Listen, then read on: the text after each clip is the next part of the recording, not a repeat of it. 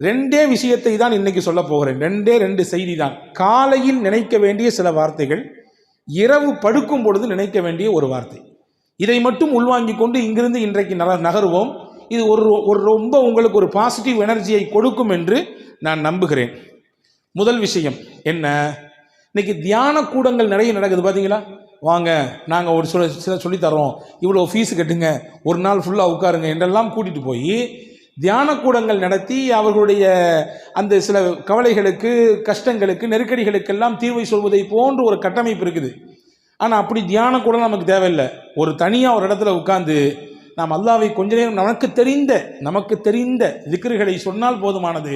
மனதிற்கு தானாக நிம்மதியையும் அமைதியையும் அல்லாஹ் தந்து விடுவான். தஃப்சீர் குர்துபி என்று ஒரு நூல் இருக்குது. திருக்குர்ஆனுடைய விரிவுரைகளிலே பல விரிவுரைகள், அதிலே இது ஒன்று. அந்த விரிவுரையிலே ஒரு செய்தி இருக்கிறது. இன்னைக்கு ஓதப்பட்ட சூரா அல் கஹ்ஃபினுடைய ஒரு வசனத்திற்கு கீழே அந்த செய்தி வருகிறது. ஃபலவுலா இத்தஹல்த ஜன்னதக குல்த மாஷா அல்லாஹ் என்று துவங்கக்கூடிய அந்த வசனத்துக்கு கீழே இந்த செய்தி இடம்பெறுது. என்ன செய்தி அப்படின்னா, யார் ஒருத்தர் டெய்லி காலையில் 4 தஸ்பீஹ் செய்கிறாரோ அல்லாஹ் 4 விதமான பாதுகாப்பு அந்த மனுஷனுக்கு தருவான். நீங்கள் பார்க்குறத பார்த்தா தெரியுது, டெய்லி காலில் செய்கிறது சரிதான், ஆனால் எந்திரிச்சா தான் செய்கிறது, எந்திக்கிறதே பெரிய பாடாக இருக்க என்று நமக்கு நினைப்பு இருக்குது. ஆனால் இந்தந்த பிரச்சனைகளிலிருந்து நாம் வெளியே வர வேண்டும் என்றால் நிச்சயம் எந்திரிக்க வேண்டும், சொல்லியாக வேண்டும். 4 தஸ்பீஹ் என்னவெல்லாம் அது? முதல் விஷயம் என்ன, மனிதனுக்கு மிகப்பெரிய ஆபத்தை தரக்கூடிய வஸ்துக்களிலே ஒன்று கண்பாடு. கண் இருக்குல்ல, ஒருத்தர் பார்க்கக்கூடிய பார்வையினால் பிரச்சனை வரும். நீங்கள் சொல்லலாம் கண்ணுலாம் சும்மாங்க, அதெல்லாம் யார் நம்புவா அப்படின்னு சொல்லலாம். ஹதீஸிலே வந்திருக்கிறது, சஹல் இப்னு ஹனீஃப் என்று சொல்லக்கூடிய ஒரு நபித்தோழர், ரொம்ப பார்க்கறதுக்கு நல்ல வசீகர தோற்றம், பார்க்க ரொம்ப அழகாக இருப்பார். அந்த தோற்ற பொலிவு அப்படியே கண்ணை கவரக்கூடிய விதத்திலே இருக்கும். அவர் ஒரு நாள் திறந்த வெளி குளியல் அறையில் நின்று குளித்து கொண்டிருந்தார். திறந்த வெளி குளியல் அறை, அந்த வழியாக ஒருத்தர் வந்தார். அவருக்கு பேர் ஆமிர் இப்னு ரபியா. அவரை பார்த்த உடனே, இந்த மாதிரி ஒரு பேரழகரை நான் உலகத்தில் பார்த்ததே இல்லையே, இம்புட்டு அழகா இருக்கிறாரு என்று அப்படி ஏங்கி சொன்னார். சொன்னி முடிச்சது தான் தாமதம். குளித்து கொண்டிருந்த அந்த சஹல் இப்னு ஹனீஃப் என்று அப்படி பொத்துன்னு மயக்க முடி கீழே விழுந்துட்டார். கீழே விழுந்தா மூச்சு பேச்சு இல்லை, எந்திரிக்க மாட்டேங்கிறாரு. இப்போ சுற்றி இருந்தவங்களாம் என்னென்னமோ செஞ்சு பார்க்குறாங்க, ஒன்றும் கதை நடக்கலை. நேராக தூக்கிட்டு ரசூல்லாட்ட போயிட்டான்.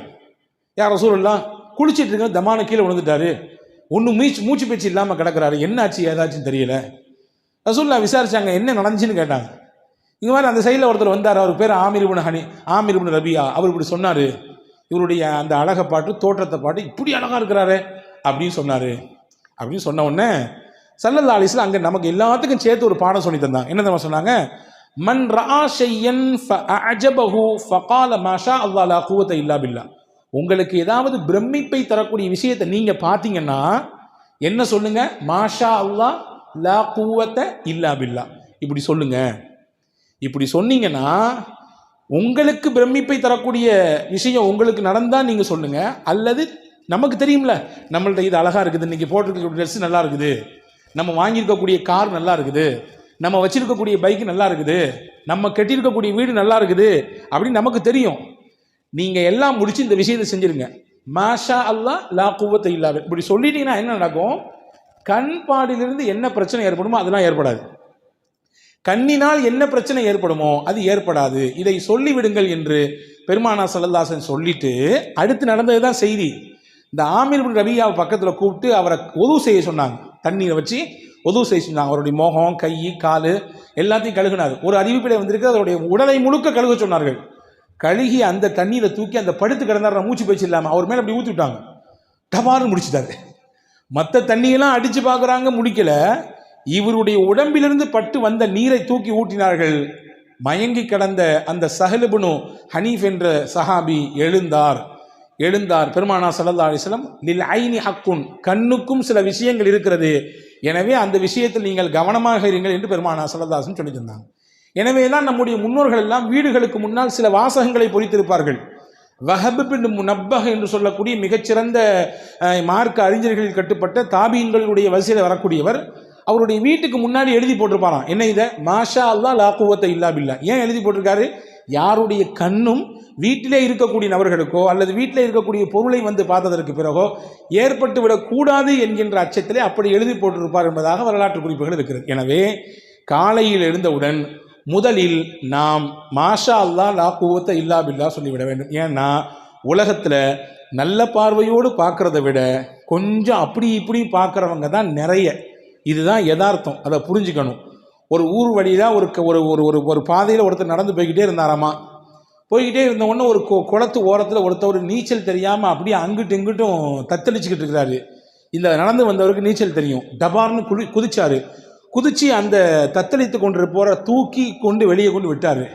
இன்னொருத்தர் அந்த வழியாக வந்தார். ஏன் இப்படி என்னாச்சு திடீர்னு தூக்கிட்டியே அப்படின்னு கேட்டவுடனே அவர் சொன்னார், அந்த போர்டை பார்த்தியா, என்ன போர்டில் எழுதியிருக்கு, யாராவது இந்த குளத்திலே தவறி விழுந்து நீச்சல் தெரியாமல் தத்தளித்து கொண்டிருந்தால் அவர்களை யாராவது காப்பாற்றி விட்டால் அவருக்கு 500 ரூபாய் பரிசு, அதனால தான் செஞ்சேன் அப்படின்னாரா. இவர் வந்தவர் சொன்னார், அந்த பக்கம் ஒரு போர்டு இருக்குது, அதை பார்த்தியா, ஏன் என்னது, அங்கே எழுதிருந்துச்சு யாராவது இந்த குளத்திலே விழுந்து இறந்து விட்டால் அந்த பாடியை தூக்கி வெளியே போட்டால் அவங்களுக்கு 5000 ரூபா பரிசு. இவன் சொன்னானா, நான் முதல்ல பார்த்துருந்தேன் அதை செஞ்சிருப்பேனே அப்படின்னானா.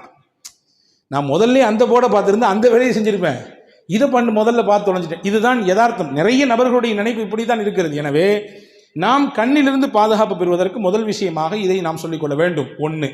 2வது, ஷைத்தானுடைய தீங்கிலிருந்து பாதுகாப்பு பெறுவதற்கு பெருமானா ஸல்லல்லாஹு ஒன்று கற்றுக் கொடுத்தாங்க. அதுதான் ஹஸ்புன் அல்லாஹு வ நிஅமல் வக்கீல். எல்லாத்துக்கும் தெரிஞ்ச ஒரு திக்ர் தான் இது, புதுசாக ஒன்று நான் சொல்லி தரல. ஹஸ்புன் அல்லாஹு வ நிஅமல் வக்கீல் என்பது ஹஸரத் சையதுனா இப்ராஹிம் அலைஹிஸ்ஸலாம் சொன்ன வார்த்தை. இப்ராஹிம் அலைஹிஸ்ஸலாம் சொன்ன வார்த்தை அது. ஹஸ்பி அல்லாஹு வ நிஅமல் வக்கீல் அவங்க சொன்னாங்க. இப்போ நம்ம சொல்லும் பொழுது ஹஸ்புன் அல்லாஹு வ நிஅமல் வக்கீல் என்று சொல்வதனாலே என்ற பெரிய அர்த்த வேறுபாடு வராது. இதை சொல்ல வேண்டும். இப்படி சொன்னால் அல்லாஹ் ஷைத்தானுடைய தீங்கிலிருந்து அந்த நாள் முழுக்க அவரை பாதுகாப்பான். ஷைத்தானின் தீங்கு என்பது ரொம்ப ஆபத்தானது.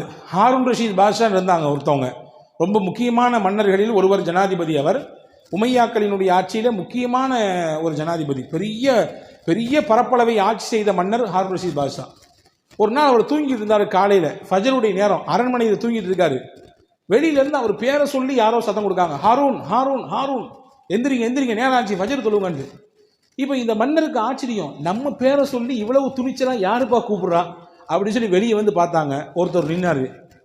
நீ யார், நீ இந்த நாட்டினுடைய மன்னர், நான் இவ்வளோ பெரிய பரப்பளவை ஆட்சி செய்யக்கூடியவன், என்னையை பார்த்து பேர் சொல்லி கூப்பிடுறிய, யார் நீன்னு கேட்டாங்க. அப்போ ஹாரூன் ரஷீத் பாஷா சொன்னா, நான் தான் ஷைத்தான் அப்படின்னா. அவன், நீ எழுப்பி விட மாட்டியப்பா, நீ வந்து தூங்க தானே வைப்ப, நல்லா தூங்கு, ஃபர்குது, இன்னும் நேரம் நிறைய இருக்குது, இன்னும் தூங்குன்னு சொல்கிற ஆள் தானே நீ, என்னை எழுப்பி விட்டுடி எப்படின்னு கேட்டாங்க ஹாரூன் ரஷீத் பாஷா. அவன் சொன்னான், நம்ம 2 நாளைக்கு முன்னாடி ஃபஜர் தொழாமல் நீங்கள் தூங்கிட்டீங்க, எந்திரிச்சு உட்காந்து ஃபஜர் தொழுகலையேன்னு சொல்லி வருத்தப்பட்டு அழுது அன்னைக்கு ஃபுல்லாக அல்லாட்ட மன்னிப்பு கேட்டீங்க. நீங்கள் ஃபஜர் தொழுதுருந்தா கூட இப்படி பெரிய நன்மை அல்லாஹ் உங்களுக்கு தந்திருப்பான் போல தெரியல. ஆனால் ஃபஜர் தொழாமல் அம்பிட்டு தூரம் அழுது கண்ணீர் விட்டு அல்லாட்ட மன்னிப்பு கேட்டீங்கல்ல, உங்களுக்கு நிறைய நன்மை அல்லாஹ் கொடுத்துட்டான் அப்படின்னு சொல்லிட்டு சைத்தான் சொன்னானா. அதனால தான் அது கிடைக்கக்கூடாது அப்படின்றதுக்காண்டி இது கிடைச்சா கூட பரவாயில்ல அப்படின்னு நினச்சி இந்த வேலையை செஞ்சேன் அப்படின்னு சொல்லி சைத்தான் சொன்னானா. இதை நீங்கள் தப்பாக புரிஞ்சுட்டு, சரி ஃபஜர் தொழாட்டியும் பரவாயில்ல போல தெரியுது, எந்திரிச்சு உட்காந்து 2 சொட்டு கண்ணீர் விட்டா போதுமானது, அஜரத்தே சொல்லிட்டாருன்னு நினச்சி நீங்கள் தப்பாக கணக்கு போடக்கூடாது. யதார்த்தத்தை சொல்கிறேன். ஷைத்தானுடைய நிலைப்பாடு எப்படி இருக்கும் என்றால், எப்படி ஒரு மனிதனை திசை திருப்பலாம், வழிகெடுக்கலாம் என்றே சிந்திப்பான். அப்போ அவனுடைய தீங்கிலிருந்து நாம் பாதுகாப்பு பெற வேண்டும் என்றால் டெய்லி காலையில் ஹஸ்புன் அல்லாஹு வ நிஅமல் வக்கீல் என்பதை ஓதிக்கொள்ள வேண்டும் என்று அறிஞர்கள் சொல்கிறார்கள். இது 2. 3வது, இது மட்டும்தான் நாம் கொஞ்சம் தெரியாத ஒன்று, திருக்குர்ஆனுடைய ஒரு வசனம், அந்த வசனத்தினுடைய ஒரு துண்டு. இதை டெய்லி ஒரு தடவை, ஒரே ஒரு டைம் ஓதினா போதும். என்னது அது? வ உஃபவ்விது அம்ரி இலல்லாஹ், அவ்வளோதான். வ உஃபவ்விது அம்ரி இலல்லாஹ், 4 வார்த்தைகள் தான். என்னுடைய மொத்த பொறுப்பையும் அல்லாஹ்விடத்திலே ஒப்படைத்து விடுகிறேன். இதுதான் இதனுடைய பொருள். இதை ஓதுனா என்ன கிடைக்கும்? மனிதர்கள் என்ன மாதிரியான தீங்கெல்லாம் செய்வார்களோ அந்த தீங்கின் மொத்தத்திலிருந்தும் அல்லாஹ் நம்மை பாதுகாப்பான். இதனுடைய இன்னொரு ரகசியத்தை சொல்கிறேன் கேட்டுங்க. நம்முடைய பிள்ளைகளை நாம் வெளியே அனுப்புகிறோம், காலேஜுக்கு அனுப்புகிறோம், பள்ளிக்கூடங்களுக்கு அனுப்புகிறோம். நம்ம வீட்டினுடைய பெண்கள் வெளியே போகிறார்கள், வேலைகளுக்கு போகிறோம். நம்முடைய பிள்ளைகள் வேலைக்கு போகிறார்கள், வெளிநாடுகளுக்கு போகிறார்கள். போகும் பொழுது யார் இந்த ஆயத்தை ஓதி அவர்களுக்கு பாதுகாப்பாக அல்லாஹ் இருப்பான் என்று சொல்லி அனுப்புகிறார்களோ அல்லாஹ்வுடைய ஈமானையும் பாதுகாப்பான், அவருடைய ஒழுக்கத்தையும் அல்லாஹ் பாதுகாப்பான். இன்னைக்கு காலகட்டத்தில் 2மே மிகப்பெரிய சவாலான விஷயம். ஈமானை பாதுகாக்கிறதும் பெரிய சவால், ஒழுக்கத்தை பாதுகாப்பது மிகப்பெரிய சவாலாக இருக்கிறது இல்லையா? ஒழுங்கீனமான காட்சிகள் எத்தனை எத்தனை நடக்குது பார்க்குறோமா இல்லையா? எக்கச்சக்கமான காரியங்களிலே இன்றைக்கு இலசுகள் சிக்கி தங்களுடைய எதிர்காலத்தை சின்னாபின்னப்படுத்திக் கொள்கிறார்களே, பார்க்கிறோமா இல்லையா? எனவே இதை ஓதி விட வேண்டும். ஓதினால் அல்லாஹ் மனிதர்களிடத்திலிருந்து கூடாத நட்பு கேடாய் முடியும் சொல்லுவாங்களே, அந்த மாதிரியான கூடாத நட்புகளிலிருந்து, கூடாத சகவாசத்திலிருந்து என்னென்ன தீங்குகள் வருமோ அந்த தீங்கை எல்லாம் அல்லாஹ் பாதுகாப்பான். காரணம், இந்த வசனத்தினுடைய அடுத்த பகுதி சொல்கிறது, இன்னல்லாஹ பசீரும் பில் இபாத். அல்லாஹ் தன் அடியார்களை உற்று நோக்கக்கூடியவனாக இருக்கிறான். உற்று நோக்கக்கூடியவனாக இருக்கிறான், கண்காணிச்சுட்டே இருக்கான். இப்போ இதை நீங்கள் ஓதுனீங்கன்னா நிச்சயமாக அல்லாஹ்வின் வளையத்திற்குள்ளே நாம் இருப்போம். நாம் யாரை வெளியே அனுப்புகிறோமோ அவர்கள் இருப்பார்கள். இது மூணாவது. நாலாவது விஷயம் என்ன? காலைல எந்திரிச்சவன சொல்ல வேண்டியது, ஹதரத் சையதுனா யூனுஸ் அலைஹிஸ்ஸலாம் சொன்ன ஒரு கலிமா. என்ன கலிமா அது?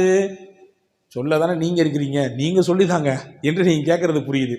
லா இலாஹ இல்லா அன்த சுபஹானக இன்னி குன்து மினல் ஸாலிமீன். இது ஒரே ஒரு தடவை காலை ஓதினால் என்ன கிடைக்கும்? இன்னைக்கு உச்சகட்டமான நோயாக இருக்கக்கூடிய எல்லாத்துக்கும் இருக்கு, சின்ன பிள்ளையிலிருந்து வயசான பெரியவங்களே இருக்குது. என்ன? கவலை கவலை கவலை. எதையாவது நினைச்சு கவலை, எதையாவது நினைச்சு புலம்படி இல்லையா? அந்த கவலைகளிலிருந்தெல்லாம் அல்லாஹு தஆலா வெளியே கொண்டு வருவான் மனிதனை. ஹஜ்ரத் யூனுஸ் அலைஹிஸ்ஸலாமுக்கும் கவலை இருந்தது. அல்லாஹ் குர்ஆனிலே சொல்கிறான், வகதாலிக நுஞ்சில் முஃமினீன். ஹஜ்ரத் யூனுஸ் அலைஹிஸ்ஸலாம் மீன் வயிற்றுக்குள்ளே இருந்தார்கள், ஒரு விஷயம் செய்யக்கூடாது, அதை செய்தார்கள். அல்லாஹ் ஒரு சின்ன மாற்றத்தை கொடுக்க நினைத்தான், மீன் வயிற்றுக்குள்ளே வைத்தான். 40 நாட்கள் இருந்தார்கள். அவர்கள் 3 இருளிலே சிக்கி இருந்தார்கள். கடலின் ஆழம், கடல், இன்னொன்று மீன் வயிறு. அங்கே இருந்து கொண்டுதான் இந்த கலிமாவை ஓதினார்கள். அல்லாஹ் சொல்லுகிறான், இந்த கலிமாவை மட்டும் யூனுஸ் ஓதாமல் இருந்திருந்தால் அவர் அதே மீன் வயிற்றுக்குள்ளே கியாமத் வரை இருந்து போயிருப்பார், மறுமை வரை அந்த மீனுக்குள்ளேயே இருந்து போயிருப்பார் என்று அல் குர்ஆனிலே சூரா சாஃபாத்திலே அல்லாஹ் சொல்லுகிறான். இப்போ என்ன சொல்ல வரேன்னா, அல்லாஹ் சொல்றான், ஃபனஜ்ஜைனாஹு மினல் கம். அந்த யூனுஸை இந்த கலிமாவின் மூலமாக அவருடைய கவலையிலிருந்து நாம் வெளியே கொண்டு வந்தோம், அவருடைய ஸ்ட்ரெஸ்லேருந்து நம்ம வெளியே அவரை தூக்கிட்டு வந்தோம் நல்லா சொல்கிறான். அதற்கு ரசூல் ஸல்லல்லாஹு அலைஹி வஸல்லம் சஹாபாக்களுக்கு சொல்லி கொடுத்தாங்க, இதை நீங்களும் ஓதுங்கன்னு சொன்னாங்க. இப்போ சஹாபாக்கள் கேட்டாங்க, யார் ரசூலுல்லாஹ் இதை ஓதுனா என்ன கிடைக்கும்? அல்லாஹ் சொல்றது உங்களுக்கு தெரியலையா? கதாலிக நுஞ்சில் மூமினீன், அவ்வாறே மூமின்களையும் நாம் பாதுகாப்போம், மூமின்களுக்கும் கவலையிலிருந்து வெளியே கொண்டு வருவோம் என்று அல்லாஹ் சொல்றானே, அது உங்களுக்கு புரியலையான்னு கேட்டாங்க ஸல்லல்லாஹு அலைஹி வஸல்லம். எனவே கவலையிலிருந்து வெளியே வருவதற்கான மிகச்சிறந்த மருந்தாக கலிமே யூனுஸ் அலைஹிஸ்ஸலாம் ஓதி இந்த கலிமா இருக்கிறது. ஆக இந்த 4 விஷயத்தையும் டெய்லி காலையில் செய்துவிட்டால் அல்லாஹ்வின் அருளால் 4 விதமான பாதுகாப்பை நம்மால் பெற்றுக்கொள்ள முடியும். முதல்ல சொல்றா, ரீவைண்டிங் பண்ணட்டுமா? முதல் விஷயம் என்ன என்றால், கண் பாடிலிருந்து பாதுகாப்பு பெறுவதற்கு மாஷா அல்லாஹ் லா குவத்த இல்லா பில்லா, ஷைத்தான் புறத்திலிருந்து அவனுடைய கேடுகளிலிருந்து பாதுகாப்பு பெறுவதற்கு இப்ராஹிம் அலைஹிஸ்ஸலாம் ஓதிய ஹஸ்புன் அல்லாஹ் வ நிஅமல் வக்கீல். மூணாவது, மனிதர்களின் தீங்கிலிருந்து நமக்கு பாதுகாப்பு கிடைப்பதற்கு, நம் பிள்ளைகளின் ஒழுக்கமும் அவர்களுடைய ஈமானும் பாதுகாப்பு பெறுவதற்கு குர்ஆனினுடைய வசனமாக இருக்கிற வ உஃபவ்விது அம்ரி இலல்லாஹ். நாலாவது, கவலை, நெருக்கடி, கஷ்டம் இதுவெல்லாம் நீங்குவதற்கு ஹஜ்ரத் யூனுஸ் அலைஹிஸ்ஸலாம் ஓதின லா இலாஹ இல்லா அன்த சுப்ஹானக இன்னி குன்து மினல் ஸாலிமீன். இது காலையில் செய்ய வேண்டிய 4 விஷயம். நைட்டு செய்ய வேண்டிய 4 விஷயம் ரொம்ப சிம்பிள். ஹஜ்ரத் ஃபாத்திமா அலைஹிஸ்ஸலாமுக்கு ரொம்ப உடம்பு வலி, வீட்டில் வேலை செஞ்சு செஞ்சு செஞ்சு கையெல்லாம் அப்படி காய்ச்சி போச்சு. ஹஜ்ரத் ஃபாத்திமா ரலியல்லாஹுடைய கணவனார் ஹஜ்ரத் அலி ரலியல்லாஹு சொன்னாங்க, உங்கள் அத்தாவை போய் பாருங்களேன், யாராவது ஹாதிமீன்கள் ஊழியர்கள் உங்களுக்கு பணியாளர்கள் இருந்தால் உங்களுக்கு ஹெல்ப் பண்ணுறதுக்கு தருவாங்கல்ல அப்படின்னு சொன்ன உடனே ஃபாத்திமா அம்மா நேராக வீட்டுக்கு போனாங்க, ரசூல்லா வீட்டுக்கு. தான் வாப்பாட்ட பேசலான்னு போனாங்க, அத்தா அங்கே இல்லை, அம்மா தான் இருந்தாங்க, ஆயிஷா அம்மா இருந்தாங்க. என்னம்மா பிள்ளை வந்திருக்கேன்னு கேட்டாங்க ஆயிஷா அம்மா. ஹஜ்ரத் ஃபாத்திமா அம்மா சொன்னாங்க, இதுதான் கதை, கையெல்லாம் காய்ச்சி போச்சு, வீட்டில் ஆள் இல்லை ஹெல்ப்புக்கு, ரொம்ப கஷ்டமாக இருக்குன்னு சொன்ன உடனே ரசூலுல்லாஹ்ட்ட சொல்லி ஏதாவது பணியாளர் கிடைத்தால் நன்றாக இருக்குமே என்று கேட்டுவிட்டு போக வந்தேன். வாப்பா இல்லைம்மா, வந்த உடனே நான் கதையை சொல்கிறேன். ஹஜ்ரத் ஃபாத்திமா போன பின்னாடி ரசூலுல்லாஹ் கொஞ்ச நேரம் பின்னாடி வந்தாங்க. ஹஜ்ரத் ஆயிஷா அம்மா கதையை சொன்னாங்க. ரசூலுல்லாஹ் வீட்டில் கூட உட்காரல, மகளாச்சே, ரொம்ப பிரியமான பிள்ளையாச்சே, கிளம்பி நேராக போயிட்டாங்க. ஹஜ்ரத் ஃபாத்திமா அம்மா வீட்டுக்கு போயிட்டாங்க. ஃபாத்திமா ரலியல்லாஹு தஆலா அன்ஹா அவர்களும் அலி ரலியல்லாஹும் கட்டில் இருக்கிறார்கள். ரசூலுல்லாஹ் 2 பேத்துக்கு நடுசுல போய் உட்காந்துட்டாங்க. உட்காந்துட்டு சொன்னாங்க, உங்களுக்கு பணியாளர் கேட்பதாக நீங்கள் கேட்டதாக வந்த செய்தி எனக்கு வந்துச்சு, நான் அதை விட சிறப்பான ஒன்றை உங்களுக்கு சொல்லித்தரேன். டெய்லி நீங்கள் இதை ஃபாலோ பண்ணீங்கன்னா உங்கள் உடலில் எவ்வளவு பெரிய களைப்பு இருந்தாலும், எவ்வளவு பெரிய சோர்வு இருந்தாலும், மனசில் எவ்வளவு பெரிய பாரம் இருந்தாலும், உடலுக்கும் மனதிற்கும் சேர்த்து ரசூலுல்லாஹ் சொன்னாங்க, வேலை செஞ்சு செஞ்சு உடல்லாம் டயர்டாக இருக்குது, அல்லது நீங்கள் ஏதோ ஒரு மன உளைச்சலில் போய் சுற்றிக்கிட்டே இருக்கிறீங்க, நைட்டு தூங்க வர்றீங்க, ஹஜ்ரத் ரசூல் சொன்னாங்க, இதை செஞ்சீங்கன்னா 2 விதமான கவலையும் 2 விதமான பாரத்தையும் அல்லாஹ் போக்குவான். என்னெல்லாம் செய்யணும்?